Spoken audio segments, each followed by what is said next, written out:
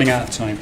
Recognition of the state of Palestine without a clear position that rejects the maximalist claim through the form of return into the state of Israel does nothing to further peace. It actually only pushes it away by actually kindling the hope and the idea that Israel can be rolled back, that the idea of Jewish sovereignty will not stand.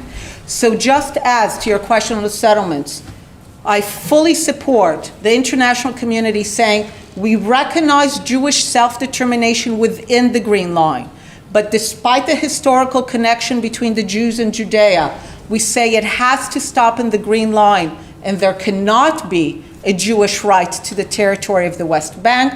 There has to be an equally forceful, powerful statement that says we recognize the Palestinian right to self-determination in the West Bank and Gaza, but we completely deny and reject any Arab-Palestinian maximalist claim west of the line. If you don't do these two elements, you have not contributed to a true goal of doing it as equals.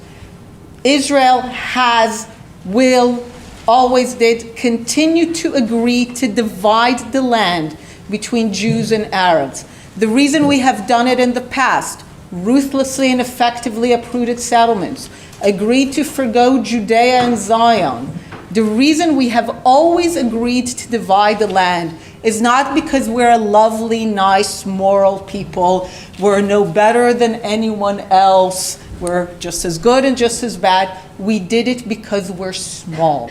We recognize that at the end of the day, we are a tiny minority in a region that is not very tolerant of minorities, and that our long-term existence depends on our acceptance as equals, as a people and a nation among the Arab and Muslim region, but only as equals, not as they used to think of it.